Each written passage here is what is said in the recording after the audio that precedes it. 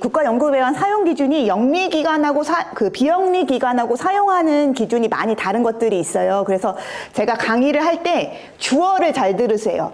그러니까 이건 영리기관에만 해당됩니다 라고 하는 게 있고, 이건 비영리기관에만 해당됩니다 하는 게 있고, 공통사항입니다 라고 하는 게 있어서, 어쩔 때는 이거는 비영리한테만 한정적으로 좀 예외적으로 풀어준 거는데 영리기관도 본인들도 되는 줄 알고 쓰는 경우들이 있으시더라고요. 그래서 강의를 들으실 때 이게 어느 기관에 해당되는 건지를 알고서 들으시는 게 우선은 제가 먼저 말씀드려야 될 사항인 것 같고요.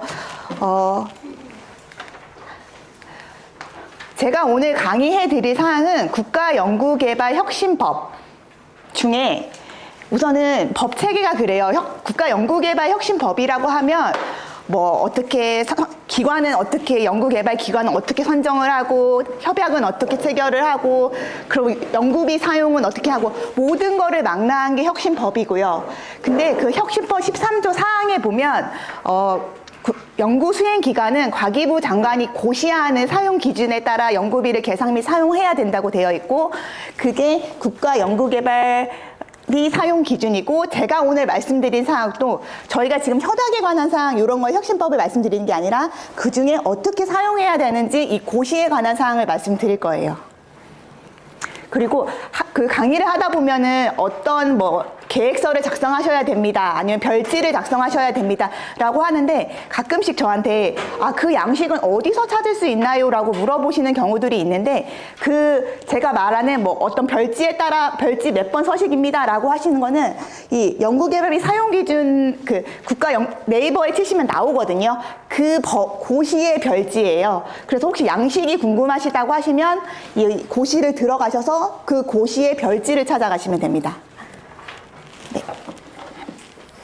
오늘 강의 시간이 저한테 4시간이 주어졌는데 보통 저한테 강의해달라고 하면 제가 2시간 정도 하고 2시간 정도 하려면 제가 안 그래도 말이 빠른데 진짜 랩하듯이 속사포로 말을 해야 되는데 오늘은 조금 여유 있게 해서 제가 평소에 강의했던 것보다는 좀 자세히 그리고 저한테 전화도 참 많이 오고 제가 리뷰를 많이 하니까 그때 있었던 사례들을 조금씩 간간히 섞어서 좀 자세히 설명을 해드릴게요.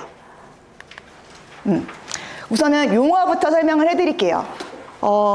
용어가 되게 중요하지 않다고 생각하시는 분이 있고, 우선 용어는 대충 지나가다 이렇게 우선 무슨 수학으로 치면 수학의 정석에 함수같이 처음에 나오는 거구나 막 이렇게 생각하고 그냥 지나가시는 분들이 있는데, 용어가 왜 중요한지를 한번 이 예시를 한번 드려볼게요. 어느 날 저한테 전화가 왔어요. 그래서 회계사님 뭐 사용용도 바꾸고 싶은데 이거 승인 받고 바꾸셔야 돼요. 그러니까 사용용도는 승인 없이 그냥 통보도 없이 그냥 바꾸셔도 됩니다 라고 했는데, 제가 마지막에 정산을 할 때 보니까 사용용도를 바꾸신 게 아니라 비목을 바꾸셨어요. 간접비에서 뭐 직접비로 바꾸시고, 그리고 저한테 나중에 뭐라고 해요. 아니 그때 바꿔도 된다고 해서 제가 아무 통보 없이 바꿨는데 왜 갑자기 불인정이에요 하면 그거 말한 거 사용용도가 아니라 그거 비목 바꾸신 거예요. 저한테 사용용도라고 하셨잖아요. 그러니까 이런 거예요. 저희가 이해관계자가 참 많아요. 뭐 정산회계법인도 있고 뭐 간사님들도 있고 전문기관도 있고, 그러니까 용어를 정확하게 말씀을 안 해주시면 서로 오해를 하고 나중에 불인정이 날 수가 있어요. 그래서 용어가 참 중요하다는 말씀을 드리면서 먼저 설명을 드리면 이게 카테고리가 있어요. 가장 큰 게 비목이고요. 그 다음이 항목이고 그 다음이 사용 용도예요. 그러니까 비목이라고 하면 저희가 가장 크게 말하는 직접비, 간접비, 그게 비목이고요. 그 다음에 항목이라고 하면 저희가 알고 있는 거 있잖아요. 인건비, 뭐 장비비, 재료비, 활동비, 그게 항목이에요. 사용 용도는 그 항목 안으로 들어가서 만약에 활동비의 항목이다 하면 뭐 회의비, 출장비, 뭐 소프트웨어 활용비, 이렇게 카테고리를 알고 자기가 쓰려는 게 어떤 비목이냐, 항목이냐, 사용 용도를 알고 저희한테 물어볼 때도 정확한 용도를 우선은 알고서 여쭤보셔야지 저희가 정확한 답변을 드릴 수가 있어요. 우선은 가장 중요한 게 직접비, 간접비, 이걸 절대로 혼용해서 쓰시면 안 돼요. 그래서 자기가 쓰는 게 우선 아마 등록하실 때도 이게 직접비냐 간접비를 먼저 등록하셔야 되고, 이지바로에서 등록하실 때 그 다음에 항목을 선택하시게 돼 있고, 항목을 선택하신 다음에 세부 용도를 선택하시게 돼 있어요. 그래서 이지바를 쓰신 분들이라면 기본적으로 어떤 체계로 있구나라는 것을 이제 등록해 보신 분들이라면 아실 거예요. 혹시 한 번도 연구비 사용 안 하시고 강의부터 들으시는 분 있으신가요? 연구비는 어느 정도 한번 사용해봤는데 뭐 바뀌었는지 궁금해서 오신 분들이 대부분이신 거죠?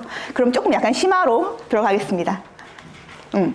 그래서 두 번째 묻는 질문이 이런 질문 많이 해요. 회계사님, 저 키보드 사고 싶은데 이거 어떤 항목으로 선택해야 되나요? 이 질문이 두 번째로 저희한테 많이 들어오는데, 그러면 저희가 바로 답을 하지 않고 다시 질문을 드려요. 그 키보드 사서 어디에 쓰시려고 하시는데요? 하면은 사람 한 명 새로 뽑았는데 컴퓨터 놔주면서 키보드도 같이 설치하려고요. 이렇게 말씀하시는 경우 있고, 저희 키보드 개발하는 회사인데요. 남이 회사 키보드 한번 사봐주고 한번 이거 뜯어보면서 이거 잘 돼 있는지 저희랑 한번 비교해 보려고 이렇게 말씀하시는 회사 있으세요. 그러면 첫 번째처럼 그냥 사람 사서 사람을 고용을 해서 쓰실 때 할 때는 그것 때는 연구 활동비예요. 사무용품비겠죠? 근데 만약에 내가 진짜 키보드 만드는 회사면 이건 재료비예요. 그러니까 뭔가를 이거를 선택을 하실 때 항목을 그 피목에 그 키보드가라는 게 중요한 게 아니라 이게 어떤 용도로 사용되는지를 알고 그거에 맞춰서 비목을 선택하셔야 됩니다. 네.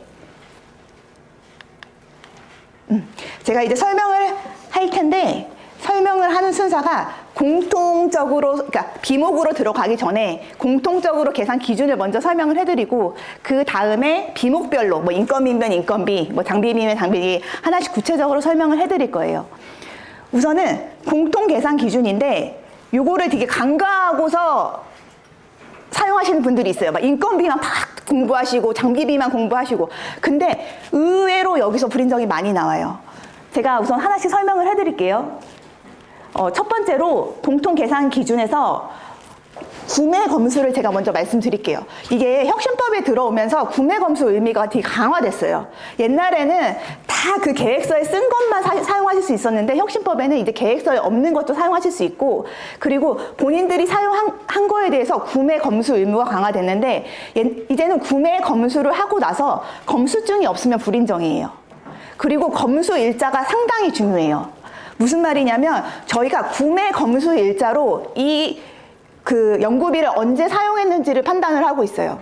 그러니까 그 검수 일자에 따라 인정과 불인정이 달라지는데, 우선은 연구비를 사용하시려면 지출 원인 행위는 당연히 그 단계 안에 하셔야 되는 것까지는 다 하고 오세요.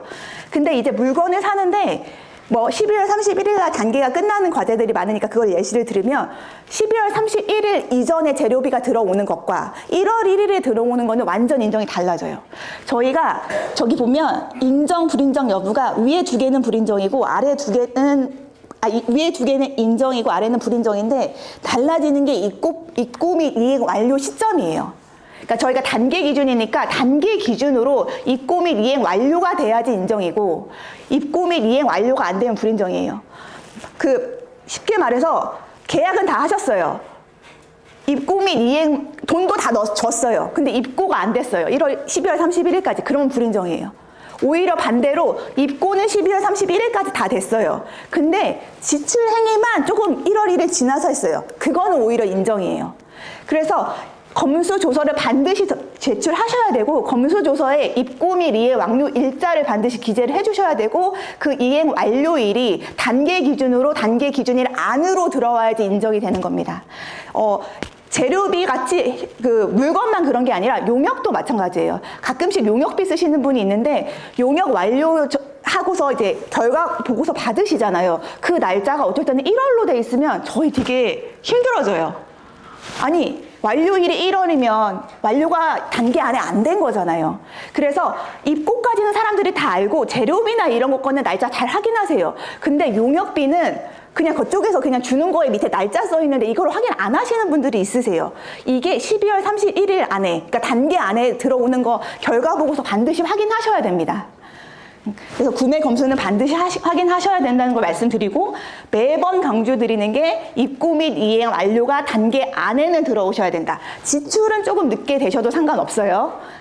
그리고 단계 완료에 들어오는 게 원칙이에요. 근데 예외적으로 저희가 단계 끝나고 3개월 동안 사용실적 보고서 제출 기한 드리잖아요. 그 기한 안에 할 수 있는 예외적인 항목들이 몇 개 있고, 이번에 개정된 사항이 하나 있어요. 알고 계신 것들이 저희 정산수수료 12월 31일 사용실적 보고서 전까지만 주시면 됩니다.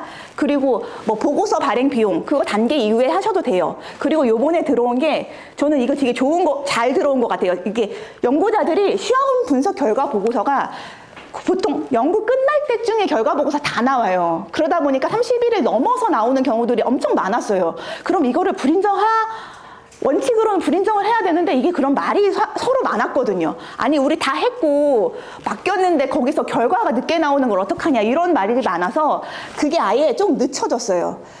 단계 끝나고 사용실적 보고일까지 좀 기간이 늘어났죠. 그때까지 시험 분석 결과 보고서 받아주시면 저희 이제는 인정해 드릴게요. 이게 25년 개정사항에 들어갔어요.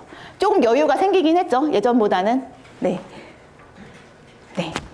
그래서 이거는 한번 꼭 주의해서 해주시고, 그리고 마지막에 요거가 좀 중요한 것 같은데 그 자체 규정에 따라서 하는 거랑 국가 연구 개발에 따라서 하는 거랑 비용을 다르게 하시는 회사들이 있으세요. 어떤 말씀이냐면 요런 거예요. 뭐 회의를 하는데 연구비는 나오니까 야 1인당 한 3만 원씩 먹고 자기네 것들은 한 15,000원 한도야. 이러면 안 된다는 거예요. 자체 규정과 국가 연구개발 사업을 하는 규정 간에 자체 규정이 더 높은 건 상관없으세요. 그러니까 연구비는 3만 원 받는데 자체는 5만 원 받는 건 상관없는데 오히려 연구비를 더 많이 가져가시면 안 된다는 말씀이에요. 그러면 저희가 이런 적이 있어요. 어떤 분이 대표이사인데 출장비를 일비로 하루에 50만 원씩 가져가시는 거예요. 그래서 이거 혹시 자체 규정도 50만 원이세요? 그러니까 자체 규정은 한 30만 원 가져간대요. 이러면 불인정 난다는 거예요. 가끔씩 너무 대표이사님들이 일비를 연구비를 되게 만연하게 하고 뭐 회의비 출장비를 연구비만 많이 가시게 해놓으신 분들이 있으신데 아직도 그러면 절대로 안 됩니다. 그리고 이제 공통적으로 해야 되는 게 저희가 지금 영리기관이랑 비영리기관이 섞여 계신데 그럼 부가세 사용하는 방식이 완전 다르세요. 영리기관은 기본적으로 영리사업에 사용한다고 보고 재료나 뭔가를 사용하셨을 때 매입세 공제 받으실 거예요. 그럼 환급 가능한 부가세는 연구비로 사용하실 수가 없으십니다. 만약에 재료가 공급 가액이 100이고 부가세가 10이라서 공급 대가가 110인 재료가 있으세요.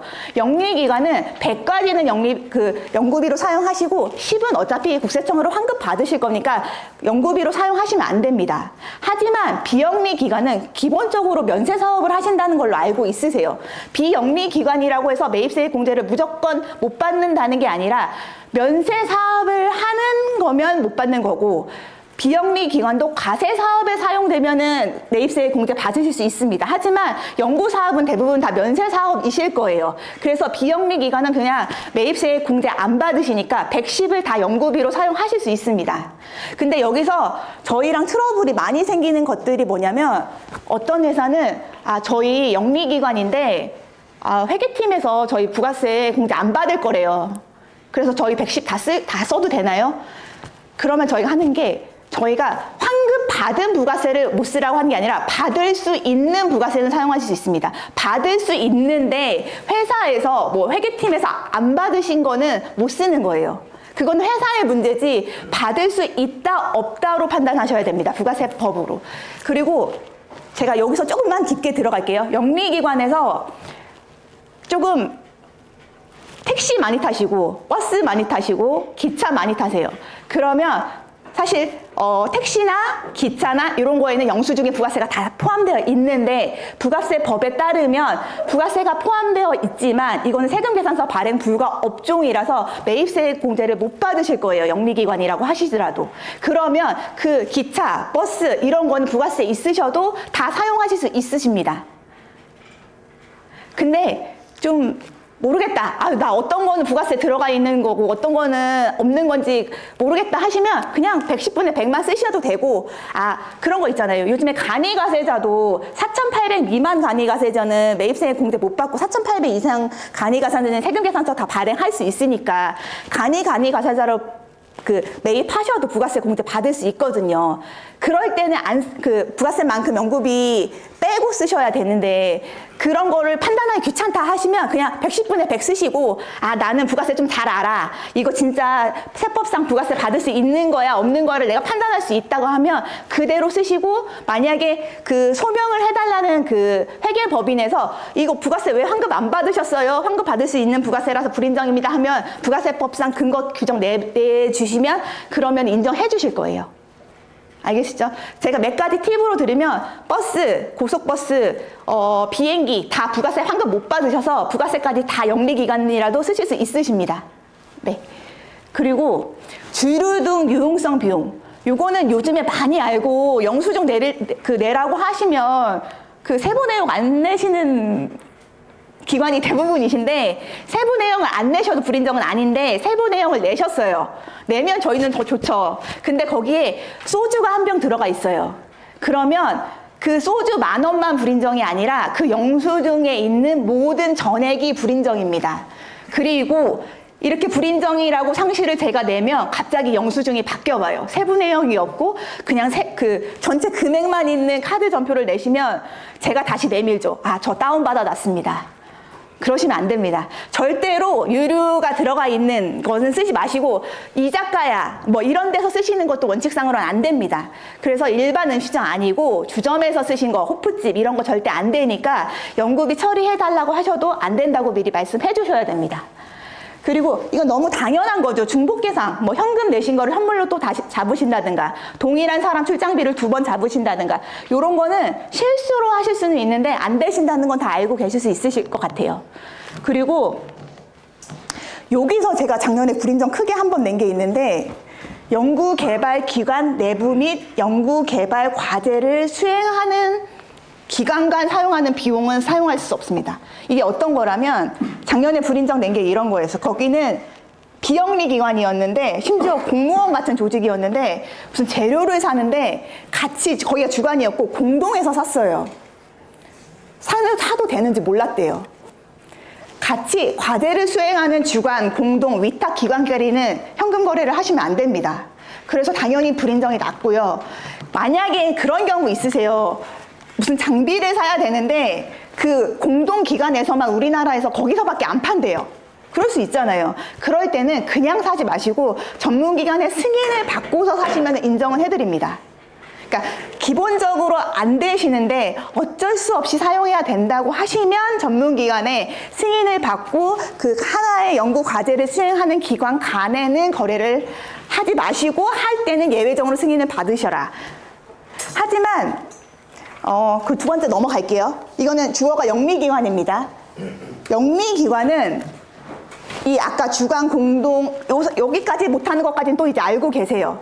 또 못하는 데가 있는데, 인적, 물적 구분이 명확하지 않은 계열사 또는 기관 간 발생하는 비용은 영리기관은 사용할 수 없습니다. 여기까지는 이제 웬만큼 알고 계세요. 근데 요거를 또 모르시는 분들이 있는데, 그럼 인적, 물적 구분이 명확하지 않다, 모호하다라는 게 뭐냐, 하도 말이 나오니까 그 과기부 저희 매뉴얼 있잖아요.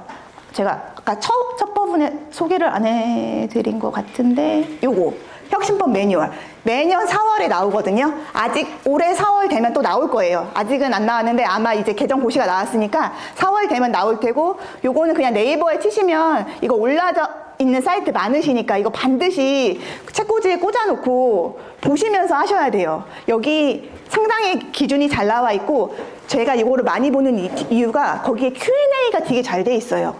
그러니까 애매한 것들은 이 책에 Q&A로 많이 들어가 있거든요. 요거를 보시면 너무 많이 도움되고, 저희 정산회계법인 담당자들은 저희도 다 달달 외우고 있지 않으니까 이거 매번 보면서 정산하거든요. 그러니까 4월에 또 나올 거예요. 그때는 다운받아서 보시고, 아까 하던 얘기를 마저 하면, 영리기관이 인적, 물적 구분이 모호한 기관에는 거래를 할 수 없다. 그러면 그 혁신법 매뉴얼에 그게 써 있어요. 그럼 도대체 인적, 물적 구분이 모호하다는 게 뭐냐? 하도 많이 물어보니까 매뉴얼에 예시를 넣어놨어요.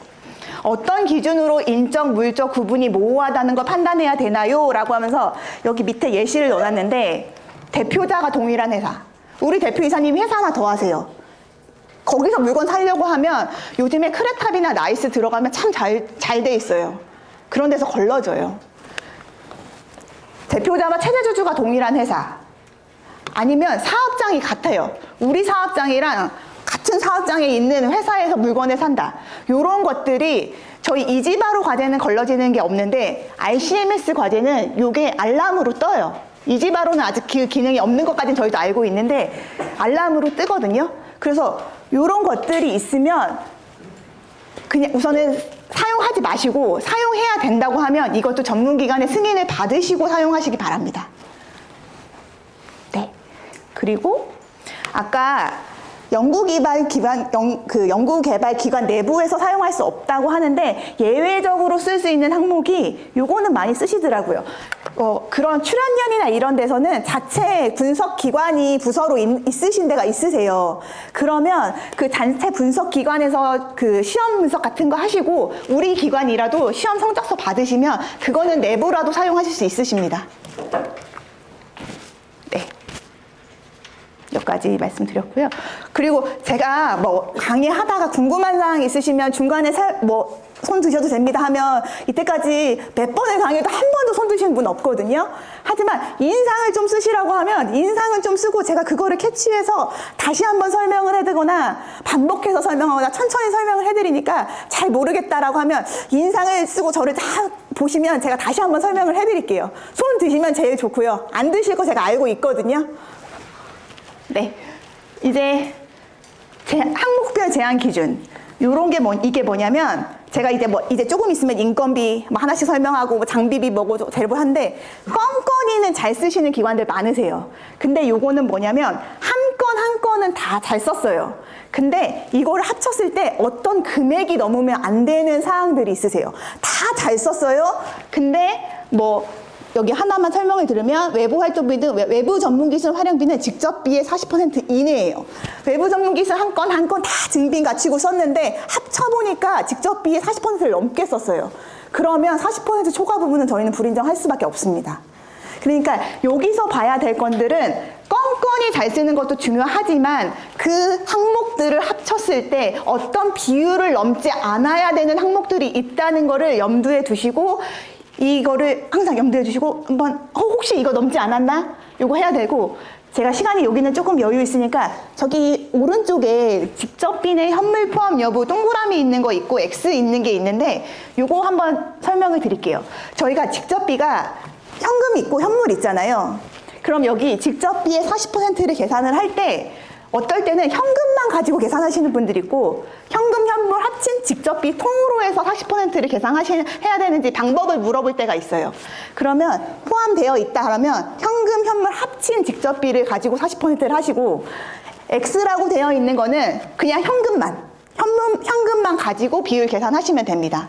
이게 여유 있게 안 넘으신 분들은 상관없는데 거의 간당간당하게 넘으신 분들은 이게 현금 들어가냐 현물 들어가냐 아니냐에 따라서 이 비율이 넘기도 하고 안 넘기도 하거든요. 그래서 저것까지 제가 조금 염두에 두시고 사용을 하시면 좋을 것 같습니다. 네, 제가 각각의 비율들은 각각의 이제 항목 설명하면서 다 설명을 드릴게요.